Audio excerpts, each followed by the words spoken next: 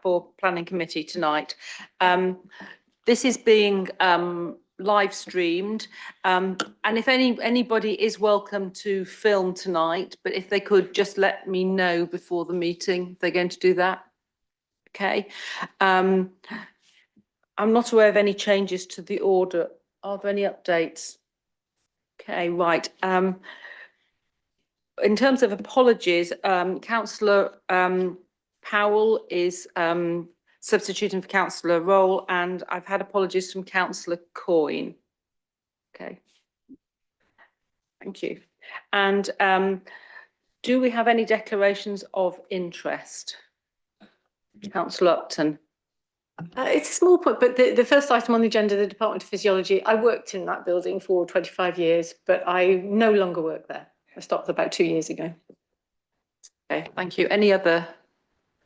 I've got to declare on item 5, it's my own application. I will leave the meeting therefore before that because it's direct personal interest, and Councillor Foulweather will chair that part of the meeting.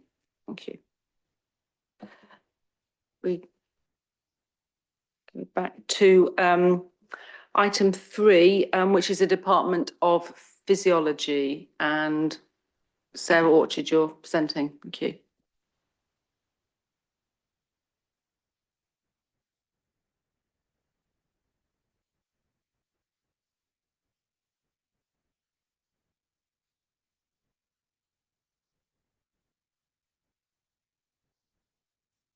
Thank you, Chair.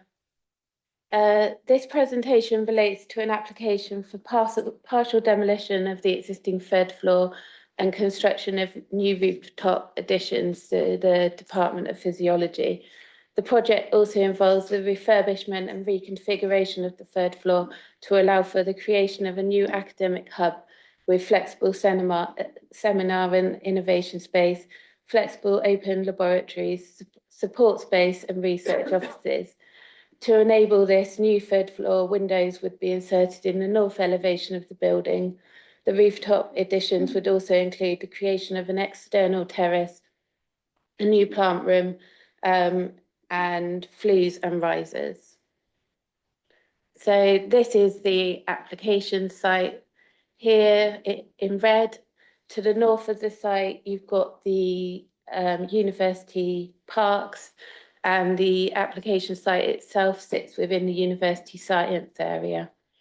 Other notable buildings in the area include the Natural History Museum and the Pitt Rivers Museum here. And the application site is a research and laboratory space, and it would remain in this use. So these are some applications of the application site. This is the south elevation of the building in Sherrington Road. Here you can see in grey the existing rooftop additions, which would be removed, and this level would be refurbished. This is the north elevation from University Parks.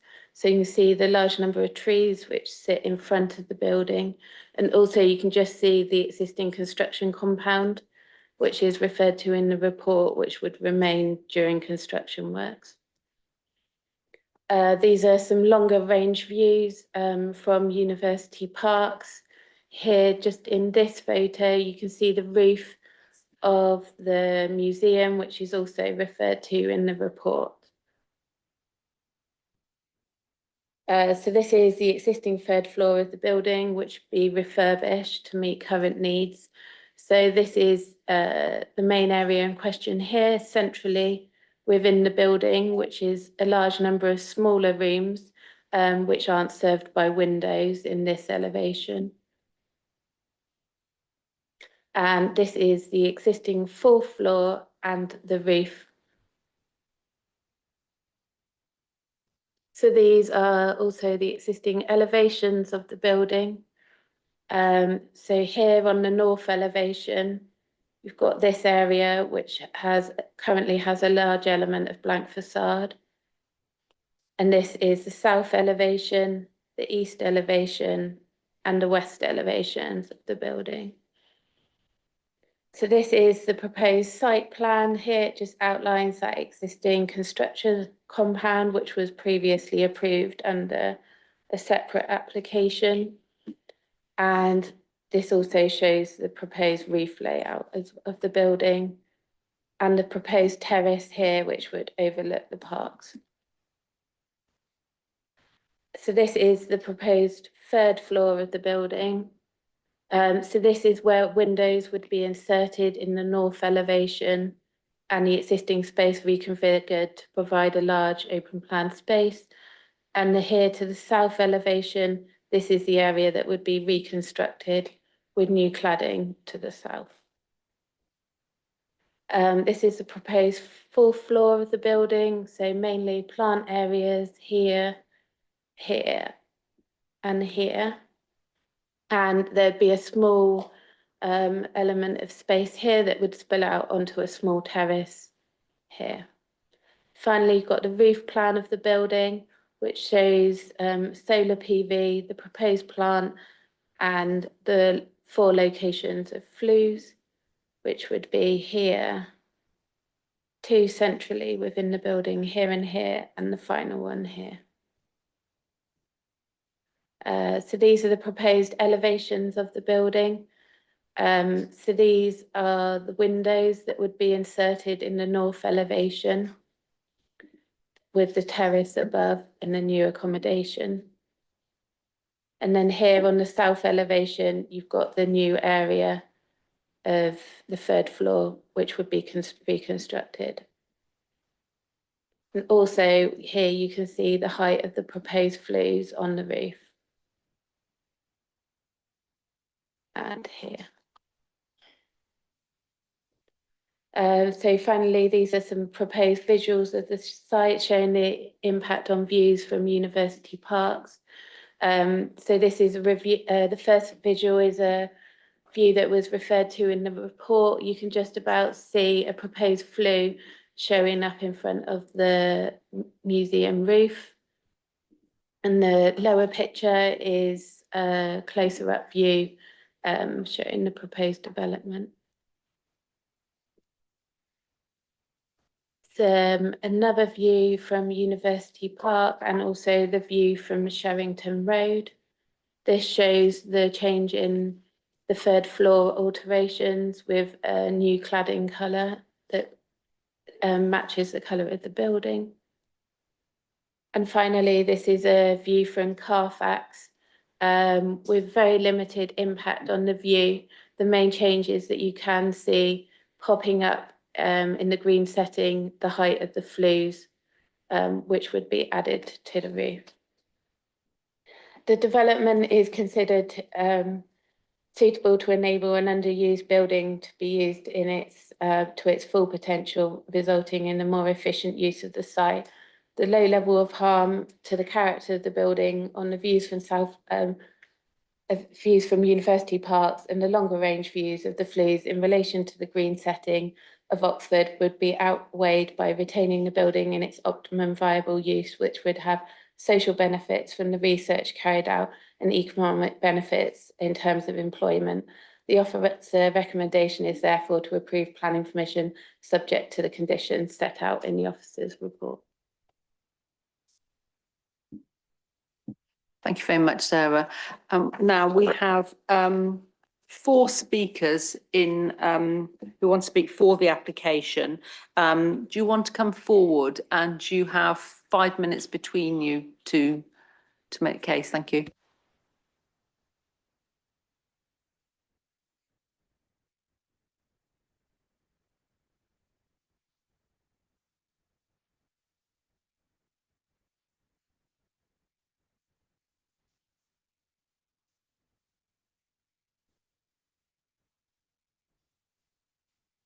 Thank you. Good evening. My name is Sally Vine, and I'm the Head of Administration and Finance at the Department of Physiology, Anatomy and Genetics. In the department, around 500 staff and student researchers are working to make groundbreaking discoveries at the molecular systems and tissue level that increase our understanding of human physiology in development, in health and in disease, and provide a platform for the development of drug-based therapies to tackle some of the most pressing challenges in human health, including cancer, neurodegenerative disease, cardiovascular disease and diabetes. We're also at the heart of the preclinical medical school, educating medical students in the first years of their medical studies. I'm delighted to speak on behalf of my colleagues this evening in support of the proposals at the Sherrington building in the University Science area. Sherrington has been the home of the department for nearly 80 years, and the men and women who've worked in it have made transformative discoveries in neuroscience, identifying the chemical basis of neurotransmission and establishing the ability of the brain to repair itself after stroke, for example.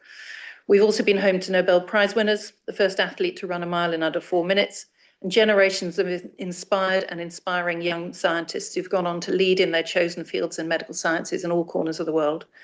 These proposals are so exciting for us in the department, as they would allow Sherrington to sustain and support our science for another generation. There's an urgent need to renovate and modernise the Sherrington building. It's in a critical state of disrepair, unfit in many areas for modern science, preventing us from recruiting senior scientists due to the lack of suitable accommodation and sufficient infrastructure. The mechanical, electrical and ventilation systems are in a dangerously poor state, and there are multiple leaks in the roof. Approximately 25% of the main central part of the building is derelict and has been vacant for more than 20 years. The proposals would return the building to a state that is suitable for modern science and would greatly improve the environmental performance of the building. The department has considered and dismissed the option to demolish the building and replace it, and instead proposes to undertake these works in phases, with the building continuously occupied. These proposals seek the demolition of some third floor extensions that are not original to the building. The insertion of new third floor windows in the north elevation allows the creation of a new academic hub space with flexible collaboration and seminar spaces. The proposals include the construction of new rooftop extensions to house plant, including air source heat pumps to improve the environmental performance of the building. And allow the introduction of a small terrace at 4th floor level. The rest of the proposals create new flexible laboratories and write-up spaces through replacing and refurbishing redundant spaces and making them suitable for modern science.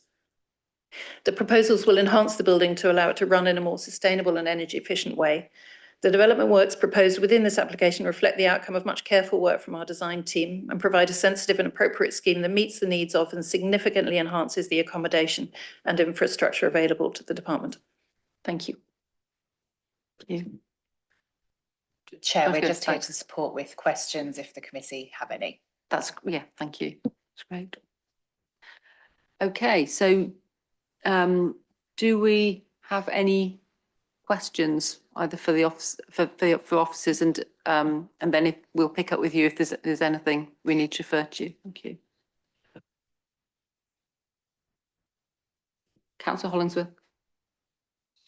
I'll have a go at this. Okay. Now I'm back. Yeah. I had 2 questions about 2 of the conditions, so they're fairly minor. Is it conditions 17, the Thames Water one? I just wonder if you could just shed a bit of additional light on that one. What does it mean? How big might the impact be if there needs to be a significant shift in the water providing network in the area? And the other one, the other condition I wanted to ask about was the construction management one, which I've forgotten the number of, 5 or 6, somewhere in that neck of the woods. There's a very extensive, 8. There's a very extensive list of instructions, but it doesn't specify whether the potential impact of that traffic on the main carriageway and the cycle routes of South Parks Road.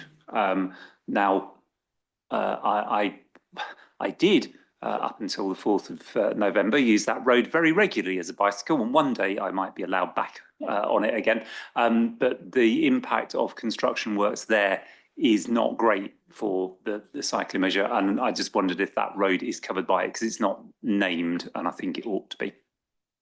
Those are the 2 questions. Yeah, thank you. That's a good point. I share your views on the second point.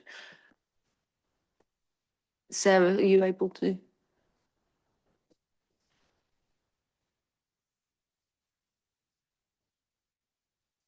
Yes, so firstly, in relation to the Thames Water condition, that's a fairly standard condition in relation to water upgrades to make sure that there's enough water available to serve the development. And then secondly, the construction traffic management plan. I'm sure the county council would be specifically looking at those main neighbouring roads to the site, but the condition can be tweaked if felt appropriate to specifically name roads of concern. Thank you. Councillor Upton. Thanks. The height of the flues, which are I think quite a lot higher than the existing ones, I presume that is the minimum viable. I mean, that's minimum viable for doing it because obviously the building is functioning as a lab at the moment with shorter ones than that. I don't know if maybe it's because there's going to be a terrace, so there'll be people up there, so things need to be vented higher. I don't know. Just is that why are they so much higher than before? Because they were kind of a bit visible in those photographs. Yeah, if I can defer to the applicant, they might be able to explain that in more detail. Hello, I'm Neil Eaton, I'm the project architect. Excuse me, I've got a cold as well. Those flues we have to be guided by a statutory requirement that they are 125% of your highest part of your building. We've added a certain amount of height with our plant space and bringing the third floor up to its full height across the whole building. So they will appear slightly higher than the existing. What we've tried to do though is recognising the symmetry of the building and trying to plan for the future. We've grouped those flues into just 4 groups across the building, which is symmetrical to the plan. At the moment, the sort of the norm is for flues to just pop up ad hoc wherever they're required. So we've tried to sort of design them in to the appearance of the building as a whole. But yes, they're guided by a statutory height that we can't go below. Any other? Oh, yes, sorry. This is a building used by the physiology department. I would just wanted to make sure that there were no issues to do with hazardous substances, whether chemical or biological, that would require a containment level to be specified. Are you able to answer that? Yeah, I can probably help again. The laboratories, we don't have any high containment level laboratories in the work that we're looking at. We have a few licensed facilities, but generally it's sort of the lowest categorization of lab safety. So there's no special hazards.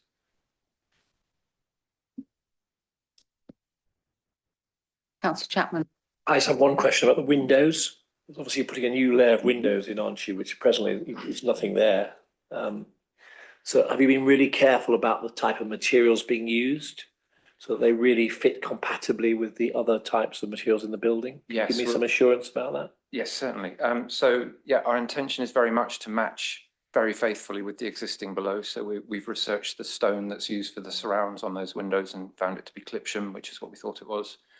We'll be matching that stone. We'll be matching the profile of the stone.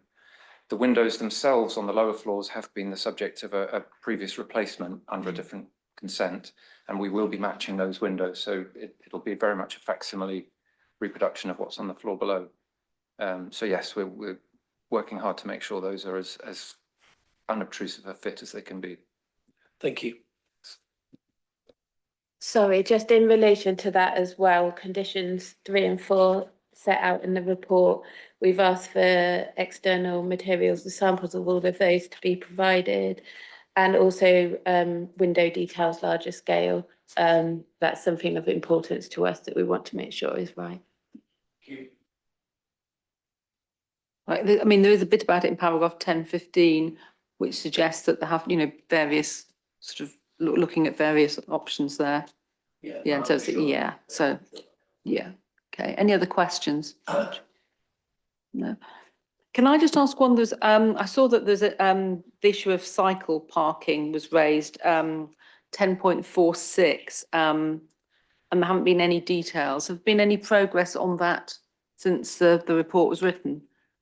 No, not to date, but we would expect that cycle parking would be delivered within the wider science area, because obviously the red outline on this site is very tight around the building, so we wouldn't be able to provide it there.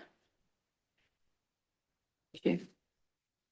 I don't see any more questions, in which case can we move to discussion?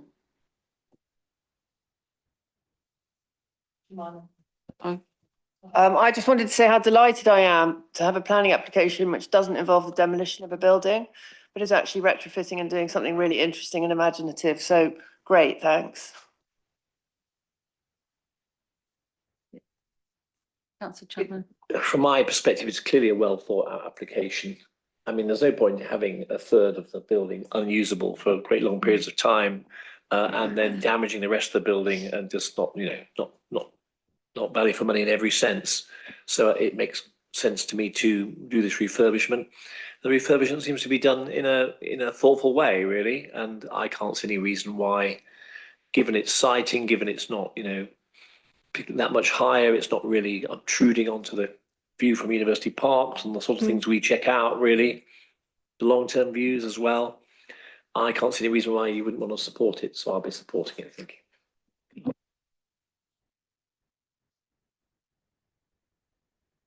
I was about to second, but I think Councillor Chapman did not actually move. I'd like to move it then. I would like to second it, and I would also like to request, I think, I don't want to go into the details of it, but a slight tweak to the transport issues. I've just been checking my naming of my knowledge of the names of the roads. So it's where Hinchelwood Road, which is one of the internal site ones, that's the main entrance off South Parks Road. And then I think the exit will be off Sherrington Road onto Parks Road, but they both cut across cycle lanes, and particularly on South Parks Road, the impact of the transport schemes have been calamitous for the cycle measures. So with that slight small tweak, and as a comment, I completely support what's previously been said. I've run past this building on orienteering events a dozen times and things like that. Never a thing to get next to it, but you have to run past moving to the next one. And it's really good to see it being kept in use and brought back into use in a very innovative way. So very happy to second. Excellent. Councillor Powell. Thank you very much. Yes, I mean, I would agree entirely with what Councillor Hollingsworth has just said. I think making an amendment around naming the roads is very, very sensible. As I'd just like to echo what colleagues have already said, in essence, I think it is good to see a proposal that is premised around refurbing. I was very impressed in particular with the notes around the 42% emissions reduction, the use of heat pumps and sustainable materials.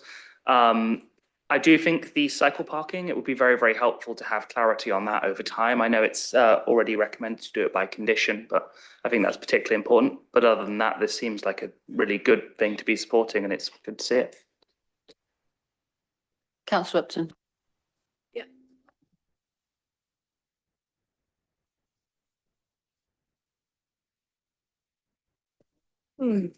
Thank you.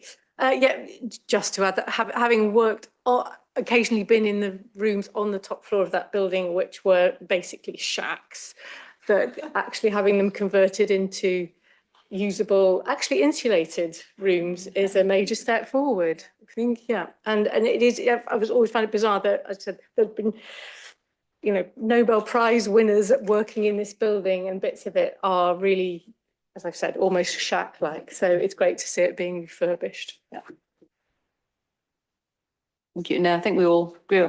And I too would endorse all the comments that people have made. Can I just come back to the construction management, traffic management plan? There are sometimes issues with subcontractors, vans parking in residential roads. I know that on previous applications, so for example, the Department of Psychology, the former Tinbergen building, I think there was a condition that contractors would park at the park and ride and would be brought in minibuses. As far as possible, can we try to make sure that that's included? I know that's one for the county council, but I think that would be quite an important thing to do if we can. Yeah, I'll make a note of that.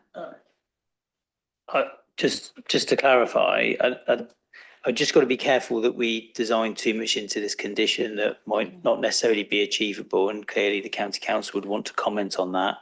I don't know what the Tinbergen condition is to sort of comment on why we put it on that one.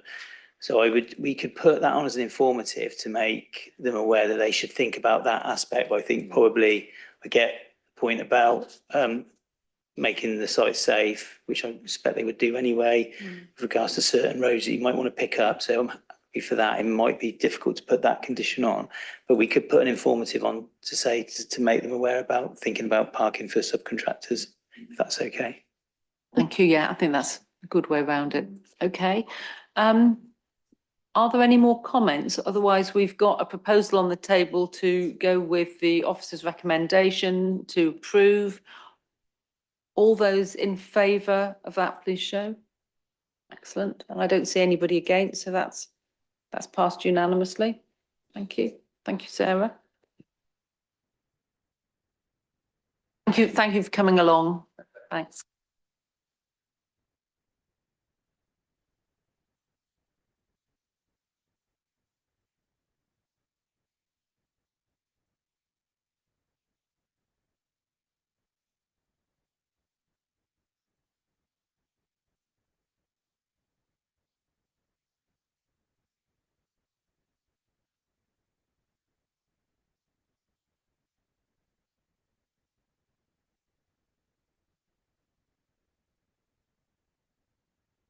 Okay, so moving on to agenda item 4. Again, Sarah, you're presenting. Thank you.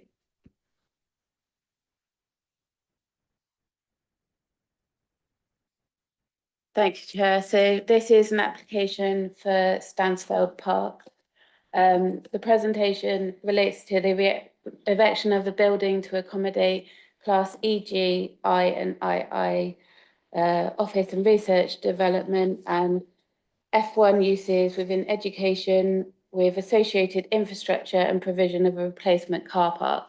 The building predominantly falls within research and development and has therefore been considered as such in relation to relevant policies.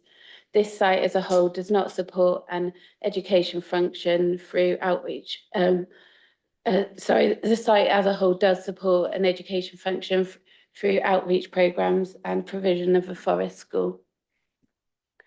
So this is the site location plan with the site outlined in red. Firstly, the main red outline is the location of the proposed development, with the second red outline also within Stansfeld Park is the location of proposed woodland enhancement for biodiversity net gain.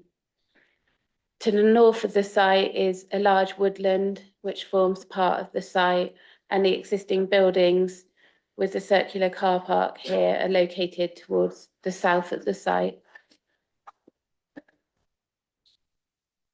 So the nearest residential properties are located here in Douglas Downs Close off the access road.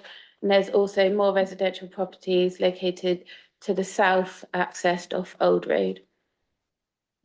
So first of all, this is a photo of the existing site showing the existing car park. And just to the right of the photo here, you can see some of the existing buildings on the site. So this is a photo of the existing car park, the northern end. So the proposed building would sit here on the existing car park. And these are some photos showing the location of where the car park would be relocated. So it's mainly a green space, but there would also be some trees impacted as well to the northern end. And this is a photo of the area of woodland that's proposed to be enhanced through biodiversity net gain.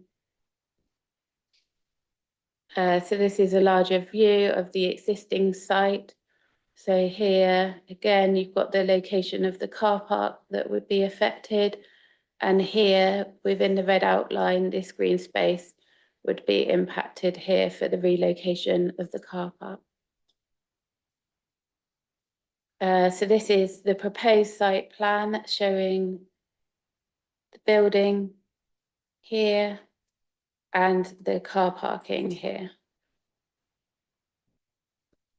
So these are the proposed floor plans of the site. This is mainly office and laboratory space, but there's also space to support the educational function of the site. And this is the proposed reef plan of the site. So you've got large areas of photovoltaics, and then these reef windows that would pop up with the plant proposed to be located centrally within the reef here. So these are the proposed elevations of the building. The building would be clad in timber to relate to the surrounding woodland and also the existing buildings on the site. And these are some proposed sections through the site showing the scale of the proposed building here, that's shown in the clad timber in relation to the scale of the existing buildings on the site. And finally, this is a proposed visual. So to the right, you've got the existing buildings on the site, and here to the left of the picture, you've got the proposed building. So the proposed development would provide additional space for startup companies in the research and development sector, which are in high demand. Whilst the proposal would result in the loss of some trees, the proposal would ensure that there's no net loss in canopy cover over a 25-year period. And the existing woodland would also be enhanced through biodiversity net gain requirement. The officer recommendation is therefore to approve planning permission subject to conditions and a section 106 agreement as set out in the officer's report. Thank you. Now we have one speaker against the application, and then we've got one for. So Mr. Potts, if you could come forward now, and you'll have 5 minutes to make your case.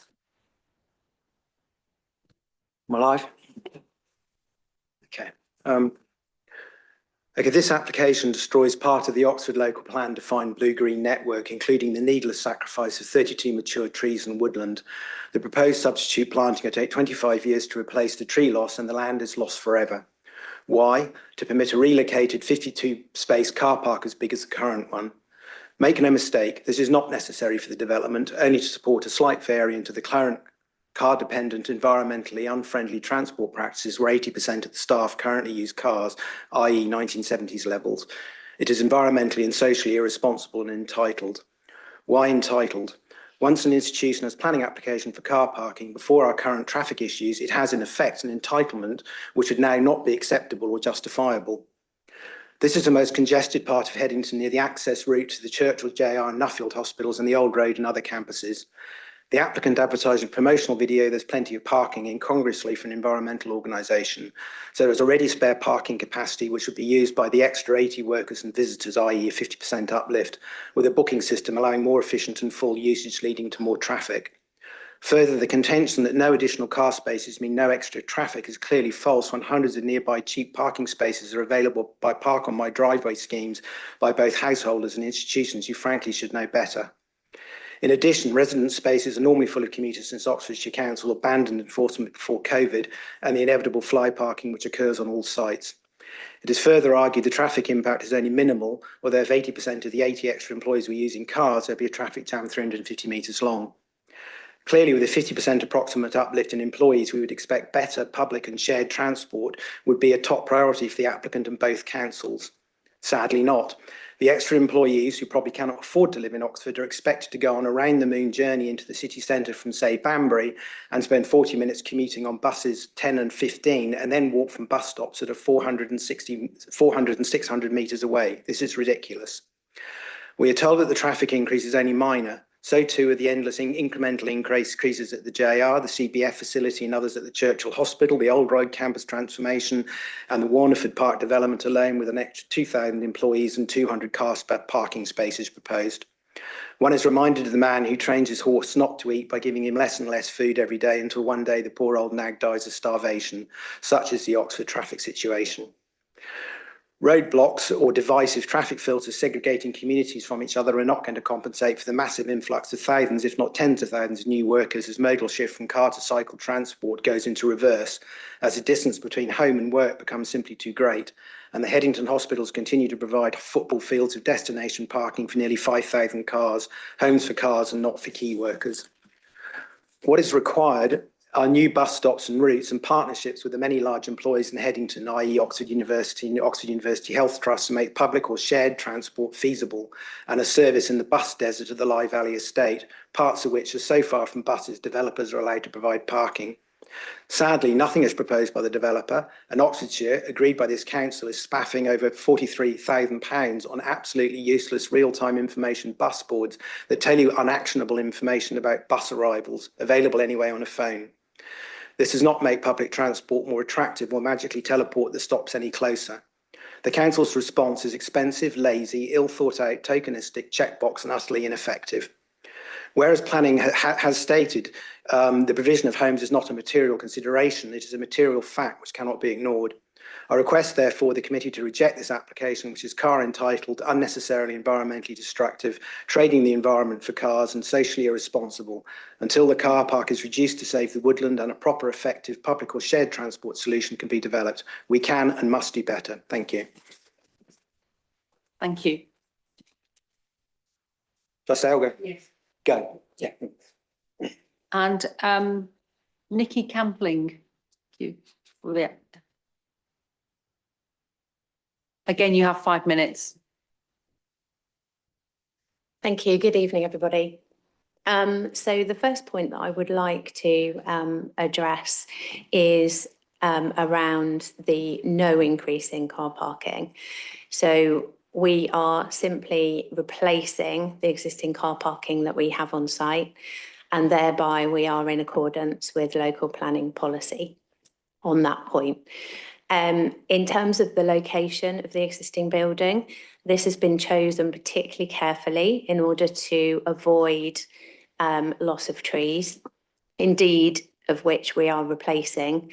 There are a number of trees that will be felled as a result. However, some of these are indeed ash and therefore arguably subjected to ash dieback. The site itself is in a sustainable location. We have increased the biodiversity on site with the original development, and we continue to increase the biodiversity and indeed the habitats on the site itself. The location and its users of the site are well served by pedestrian and cycle routes and also a convenient bus service, in addition to the park and ride. Inevitably, there will be additional employees on the site. However, the design of this building is for a grow-on space. So from the existing building, we have a number of startup companies that are growing out of our existing space. And this is like a step into their next space before they migrate into a larger science park or something similar. So although there will be, by default, additional headcount onto the site, because of the no additional parking, and indeed some of our existing occupants will go into this building, I would dispute that is actually an issue. Just while we're talking about biodiversity, the Environment Act does require a minimum of 10% biodiversity net gain on site, as I'm sure you're all aware. The proposed development results in a gain of 14.6% for area habitats, which includes the woodland on site, and also a significant gain for hedgerows, which is well in excess of the minimum requirements. It's been designed carefully to have no adverse impact on any adjacent neighbours. The profit from the employment developments at Stansfeld Park are actually fed back into the Oxford Trust in terms of generating revenue in order for us to carry out our charitable mission, which is in pursuit of science and particularly promoting education in STEM in children. We have an outreach function already mentioned, which this site will enhance and enable us to do more in our local communities. And we also have the Science Oxford Centre on site, which is an existing site which houses school children. The development further builds on the science cluster in the Headington area, which, as you know, includes the University Bioescalator and also the Brookes University Enterprise Hub. We sit in a cluster promoting the next generation of innovators and entrepreneurs in terms of science and addressing some of the medical innovation that's required, which will benefit us all. I think the development proposed will enhance the local community. It will bring employment. It will enhance the local economy because it drives support for those businesses in Headington. We're actually only a 15-minute walk from Headington High Street, so it will support the businesses there.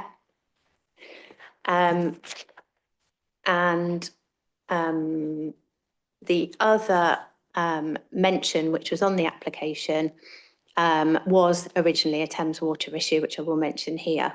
They have since retracted their objection, and therefore we have withdrawn the need to install any provision in terms of septic tank. Thank you very much. Thank you. Okay. And if you could be just around in case we do. That's fine, of course. Okay, questions?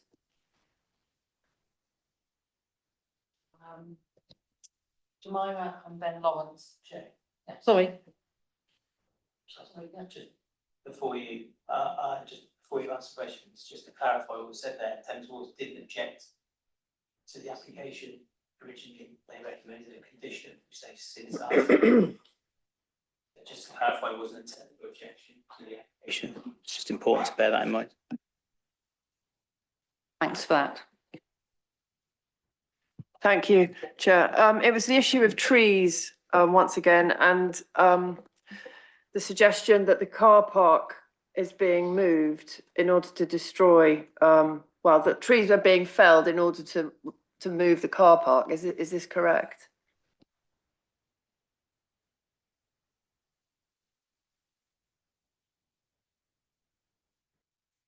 Yeah, there would be a number of trees removed if I go back to the photos. So this plan shows here, you have some trees in this green area here that would need to be removed. So that's the proposed plan there, showing the building and the car park. So some of them would be removed by the building and some of them would be removed, and some of them would be removed by the car park. And some of the trees are located here to the northwest, are also associated with the building. So as I understand, the most significant tree loss would actually be associated with the building rather than the car park, and also the most important trees located impacted by the building, not the car parking. Yeah, just to clarify as well, that the trees that are being removed are moderate and low quality, so not high quality trees. Some of them, as we've heard, are being removed largely because they're ash, and so therefore that's kind of good tree management. So there is elements also in terms of beneficial elements that are coming from some of that tree removal, and it's also part of a tree replacement plan which looks at canopy cover, also looks at matters about the kind of woodland enhancement that you're looking to deliver. So while some trees are coming out, some of those trees might well need to come out anyway for various reasons, but the report sets out why we consider that to be acceptable. Okay. Yeah, sorry, just to add to that as well, the design and access statement sets out the options that they've been through in terms of exploring locations for the proposed building. So one of the options actually looked at putting the building where the proposed car park is going and retaining the car park as it is. And due to the site levels, that actually resulted in more tree removal than this alternative proposal. So this is actually the least harmful option to the trees. Okay. Thank you. I had two questions. One to do with, could you clarify the car parking policy? It seems to me that we're having a new building with a new car park. I know the building is on the site of the old car park, but I'm not quite sure why we're allowing a new car park. And the second question was a relatively minor point, which I've spotted, which is under 10.8, it talks about a gas tank in a ancillary store. What's this for? Because as far as I understood it, the building is being heated by air source heat pumps. Yeah, so firstly, in the relation to parking, so there's, I think it's 51 or 52 spaces currently on site. There would be no increase in parking, which is policy compliant. There's no particular standard that would apply to this site into how many car parking spaces you should have. So in terms of, there would be a gain of potentially 80 employees on the site, but no increase in parking. So effectively, the number of parking spaces per employee is actually being reduced, which is considered acceptable in relation to policy. And sorry, the second point, the gas, if I could just divert that to the applicant. So I think the mention of gas will be because of the lab spaces. So rather than gas for heating, it will be gas to supply the lab function.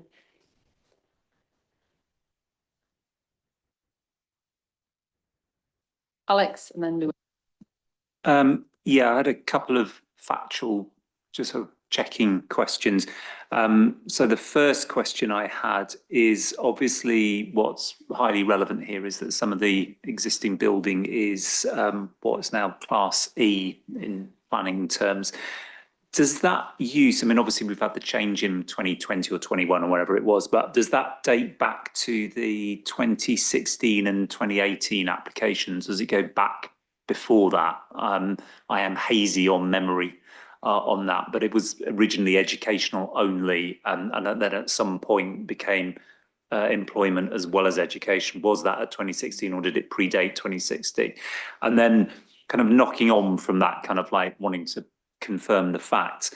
Obviously the permission, the application is in front of us because there's lots of different elements. What would the applicant be allowed to do without planning permission? So for example, if they wish to close a bit of their existing car park and create a new bit, would they need planning permission to do that if that was the only activity? Removing ash trees, which are likely to be diseased and highly damaging, doesn't seem likely to require planning permission if they needed to do that. Is that correct? Are there any other elements of this which do not require planning permission other than the building itself? It would be helpful to understand what is covered by needing planning permission and what isn't. Yeah, so firstly, if I understand correctly, in your relation to your question about, was it the existing buildings? They were granted planning permission, I believe in 2016. 2017, which they are, I believe, still in that use. And then, so then we've got 2018, it was amended. So, sorry, just double check. So that, yeah. The reason for the question yeah. was it prior to 2016? So was there employment use on the site sort of like going back 30 years, or does it only go back to 2016? It's not really massively important one way or the other. It's just quite interesting.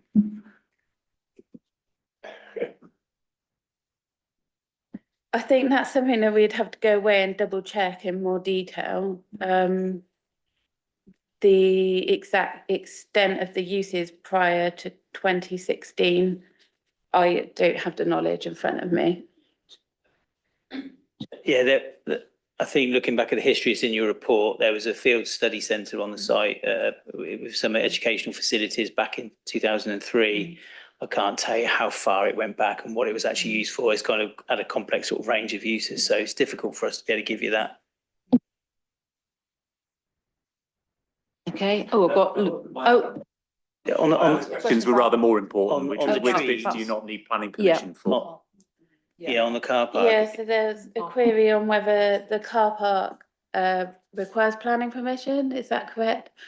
And I mean, also, if this was just moving the car park, like they wanted to close the existing bit and move it to somewhere else, So the would they need trees- planning permission for that? yeah, so the trees on site at the moment, they're not protected, it's not a conservation area, and they're not subject to a tree preservation order. So there is nothing to stop somebody removing those. The potential of relocating a car park, the new hard standing could potentially require planning permission.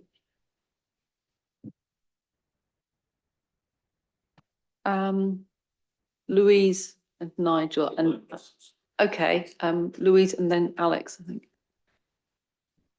So thanks. Mine's about the cycle parking. So in paragraph 1033, it notes that the applicant intends to allocate a portion of the existing cycle parking on site for the Aspen building. I'm assuming you're getting 80 new potential full-time employees. That would require quite a bit more parking, more cycle parking. I would hope that they're going to be putting in more cycle parking. Is there anywhere sort of on the site?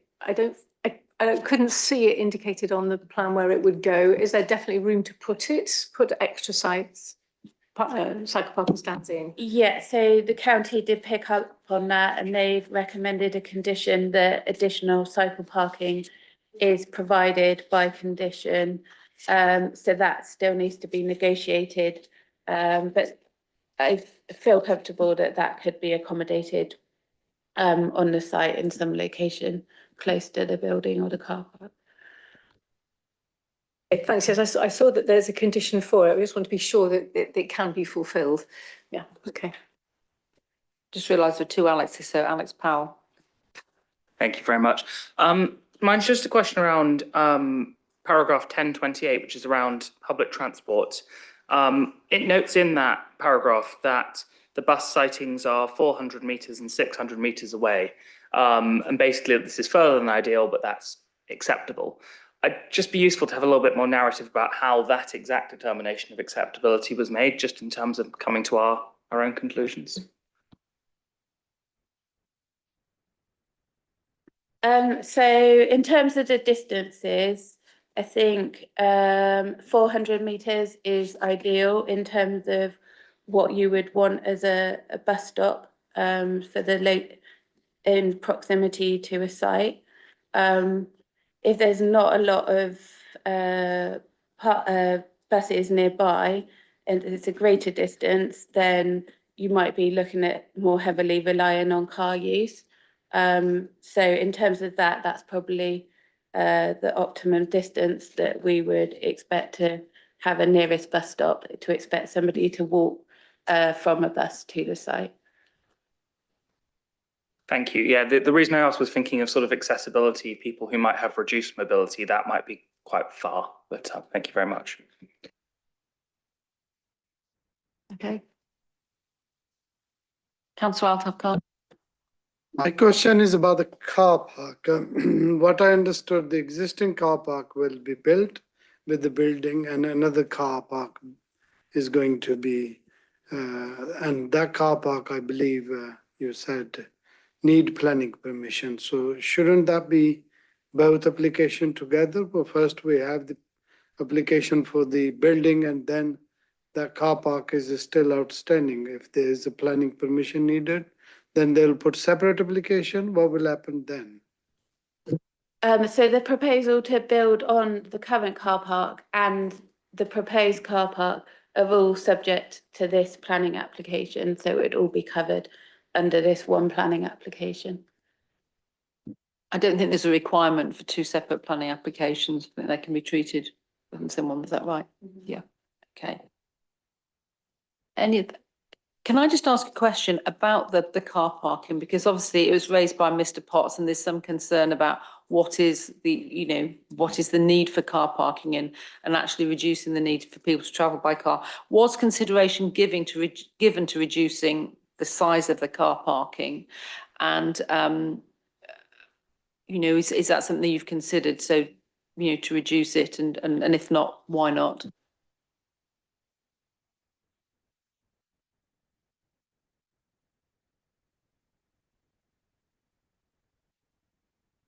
to the site, potentially 80 new employees to the site, and by default, we're not adding any additional parking. So in a sense, we are kind of reducing the parking.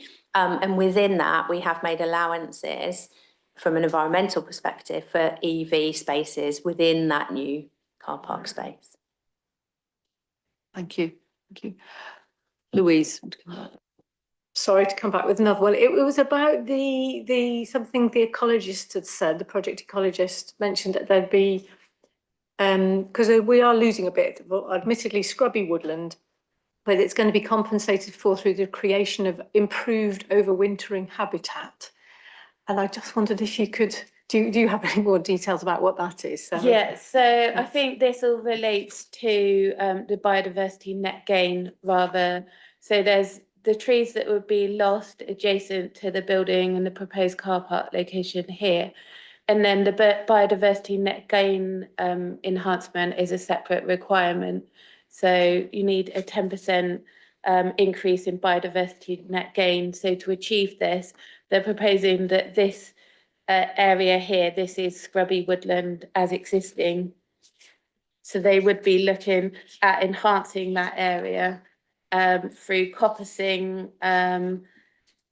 some planting and also some installation of some dead wood to encourage species to use that area.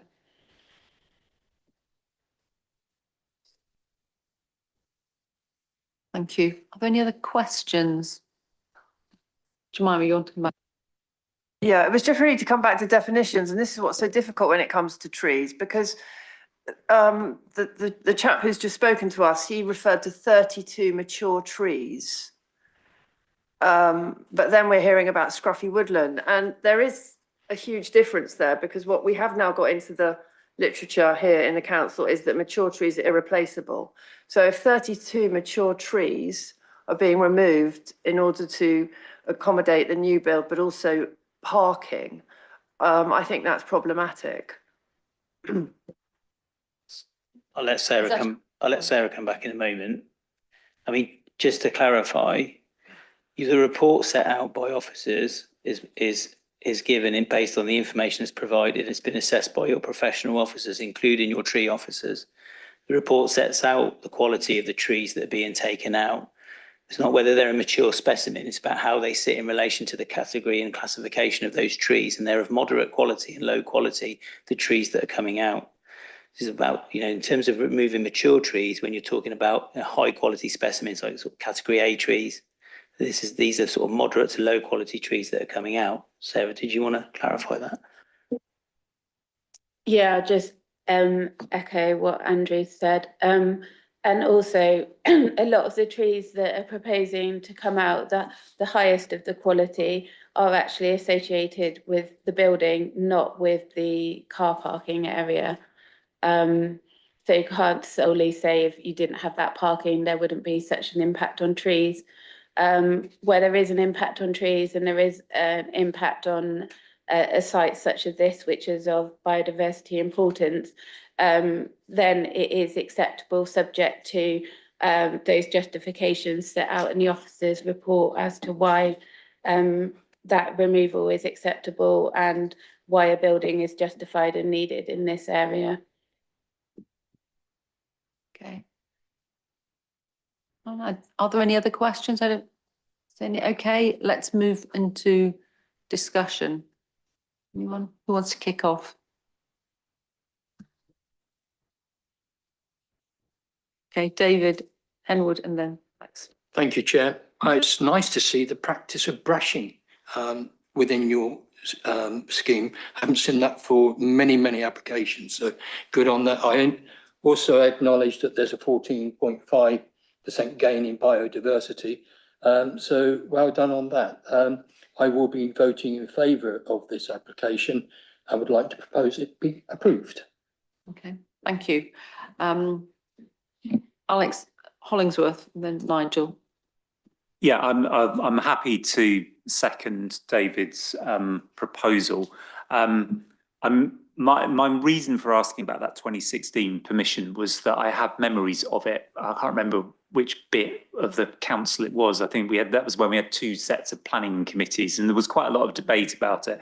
And the issue was that there was a significant shift away from education and towards employment, and the potential challenges because of, you know, where the site is. It's you know, fairly far removed, right on the edge of the city. It's sort of partly between Quarry and Wood Farm, but it kind of sits in the gap between them a little bit. And there was some concerns about that. And there was also some discussion, I remember, of the number of parking permits. And I think it was the requirement that the county council said, you know, don't go above 65 or 70, and actually the applicant actually went for 55 or something like that. I still thought that was a bit high. I would prefer if there were fewer parking spaces here, and these increase people either travelling on the bike or actually provincially, you know, being sufficiently large numbers, they actually bring about some new bus routes, make them work on the site.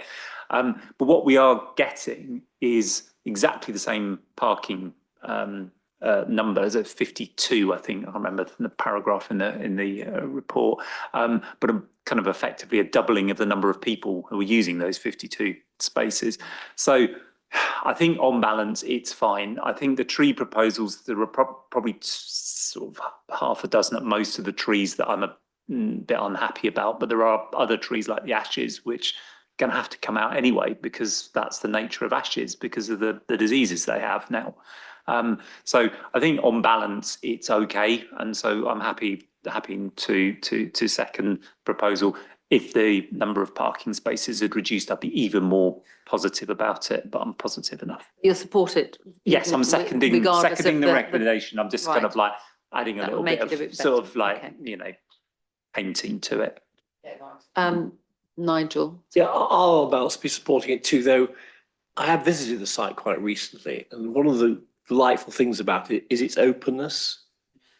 And you know, when you go there and you visit the Science Oxford site with grandchildren or children, they want to run around and all that, you feel in a little bit of sort of California almost, you know, because of it's just a very nice site at the moment. So there is a price being paid here for building this building, because there's a greater sense of enclosement going to be there. Undoubtedly, look at the map, you can see it for yourself.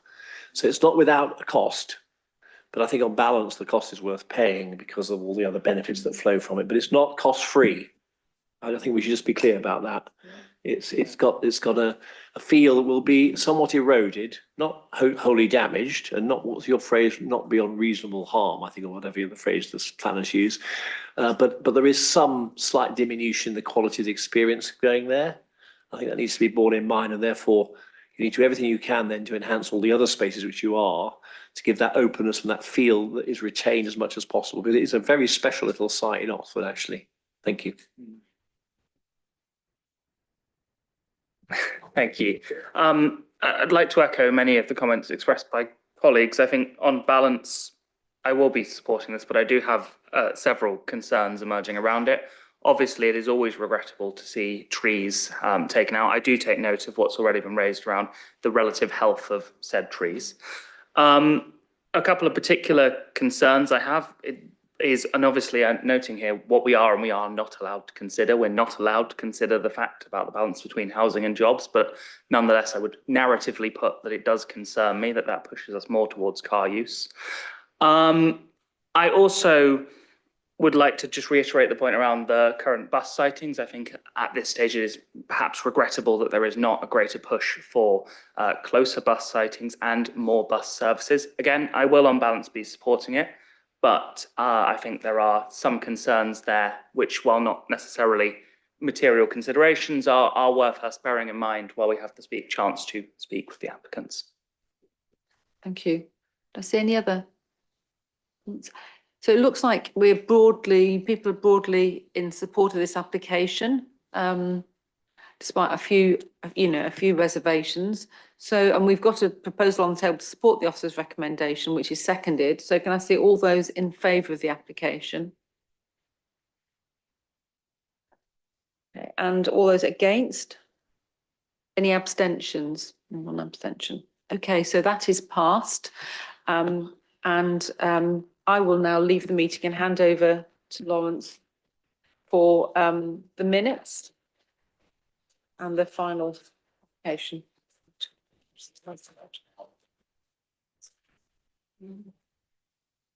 Thanks. Thanks.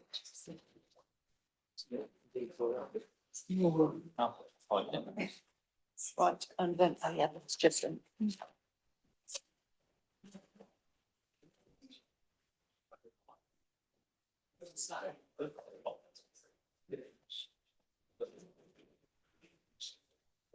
Okay. Mary's left. I'm now in the chair. I don't see any speakers for this item. So she's now left. So can we proceed to the officer's report for this item, please?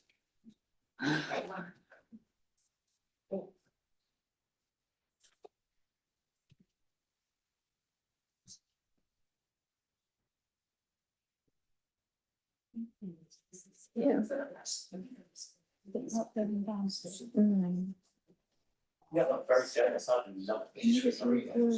what I was thinking.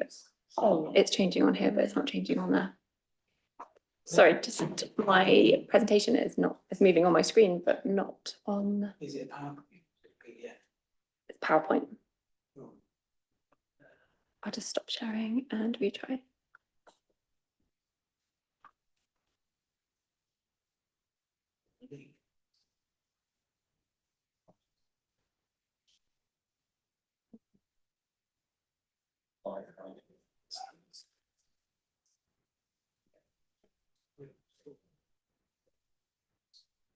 Yes, here we go.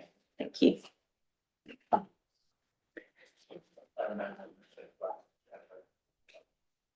Okay, thank you, Chair.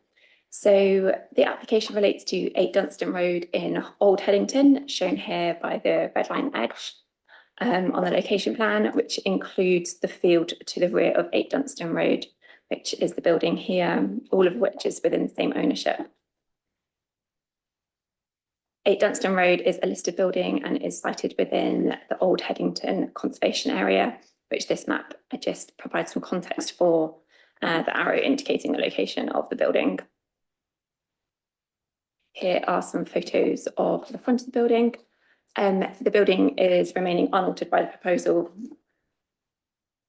And these are some photos looking at the field to the rear where the application is seeking planning permission, full planning permission for the erection of a glass house. You can see the existing vegetable garden just in this photo, which the glass house would be sited next to. This is just some more photos of the field as it is and the access that you can see, which is directly connected to the main garden through the gateway and the driveway to the side and the existing shed and composting area. This is a closer view of where the glass house would be sited beside the existing vegetable garden, and you can just see in the background the nearest residential dwellings on Dunstan Road. You can also see the hedging that provides the rear boundary of these properties.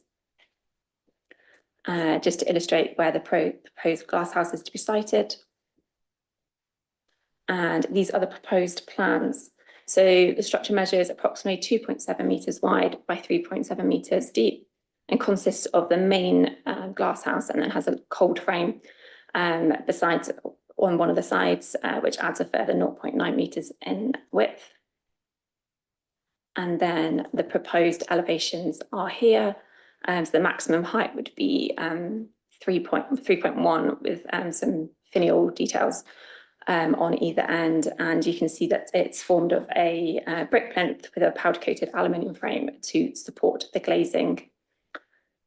So that is the end of the presentation, and all the relevant issues are fully considered and outlined in the officer's reports.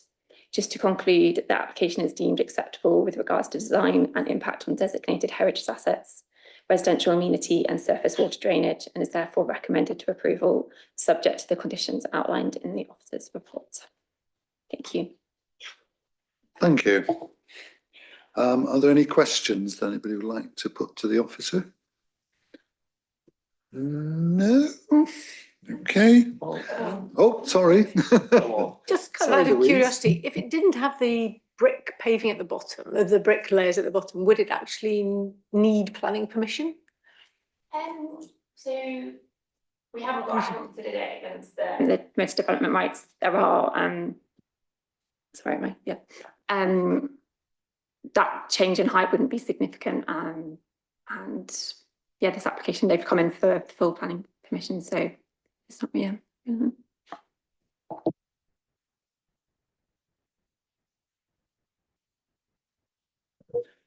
Any comments anybody would like to make?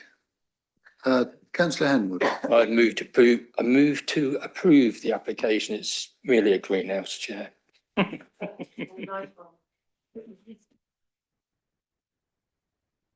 I'm very jealous because it's a lovely greenhouse and I would therefore like to second.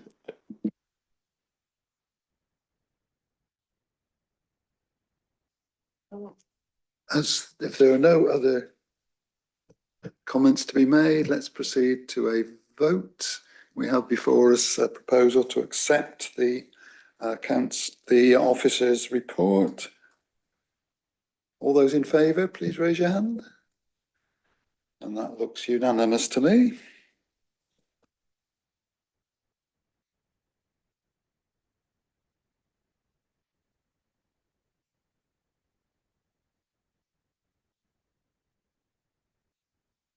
Okay, so we just proceed to go through the minutes of the previous meeting.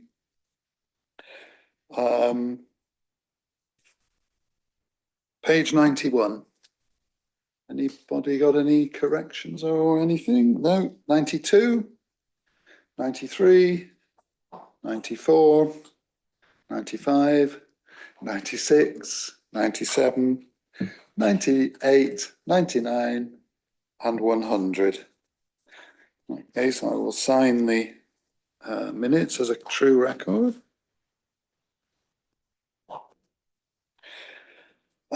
Forthcoming applications, any, everybody happy to note those? And the dates of future meetings, noted. In that case, I declare the meeting closed at 7:13 p.m. Thank you, Chair. That's fine.